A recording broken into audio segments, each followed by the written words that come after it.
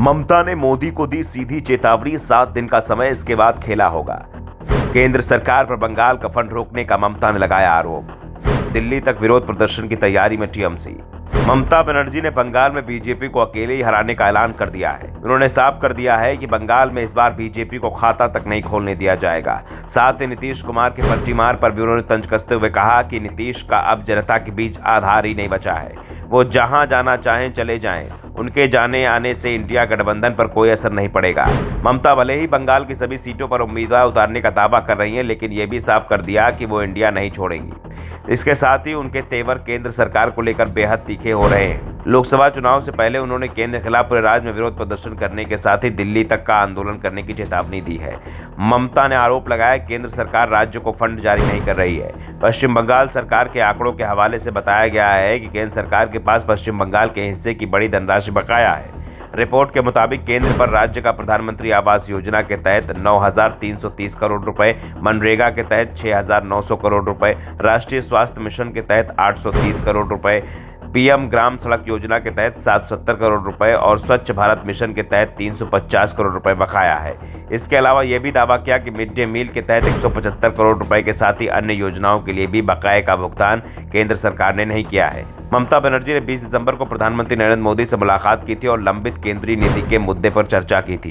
बैठक के बाद बनर्जी ने कहा था कि प्रधानमंत्री ने प्रस्ताव दिया है कि राज्य और केंद्र के अधिकारी एक साथ बैठकर मुद्दों को सुलझा सकते हैं, लेकिन लंबा वक्त गुजर जाने के बाद भी इस पर कोई कदम नहीं उठाया गया। बीते कुछ सालों से केंद्र सरकार के साथ मुख्यमंत्री ममता बनर्जी की सरकार के संबंधों में काफी तलखी रही है। राज्य में भ्रष्टाचार के विभिन्न मामलों में केंद्रीय एजेंसियां ईडी और सीबीआई की छापेमारी और धरपकड़ को लेकर भी सीएम ममता लगातार हमलावर रही हैं। वहीं राज्यपाल और बंगाल सरकार के बीच भी कड़वाहट किसी से छिपी नहीं है। हालांकि ममता गणतंत्र दिवस के मौके पर राज्यपाल डॉक्टर सीवी आनंद बोस की ओर से आमंत्रण पर राजभवन में आयोजित कार्यक्रम में शामिल हुई थी। उन्होंने अपनी ओर से साफ कर दिया कि वो संवैधानिक पद की मर्यादा का सम्मान करती हैं, लेकिन राज्य के हित के साथ भी समझौता नहीं करेंगी। ममता बनर्जी ने मोदी सरकार पर जमकर निशाना साधने के साथ ही इंडिया गठबंधन में अपने साथी रहे नीतीश कुमार पर भी निशाना साधा है। ममता बंगाल में भले ही कांग्रेस से गठबंधन को तैयार नहीं है, लेकिन दिल्ली में वो कांग्रेस के साथ रहने का दावा कर रही हैं। लेकिन नीतीश कुमार पटना और दिल्ली दोनों ही जगह इंडिया से आउट होने की तैयारी कर चुके हैं। नीतीश की पलटीमार को लेकर ममता ने कहा कि मुझे लगता है कि नीतीश कुमार ने बिहार के लोगों की नजर में अपनी विश्वसनीयता खो दी है। अगर वो इस्तीफा देते हैं तो तेजस्वी यादव के लिए बिहार में सुचारू रूप से काम करना आसान हो जाएगा। उनके इंडिया छोड़ने से इंडिया गठबंधन पर कोई असर नहीं पड़ेगा। इंडिया गठबंधन लोकसभा चुनाव में बिहार में अच्छा प्रदर्शन करेगा।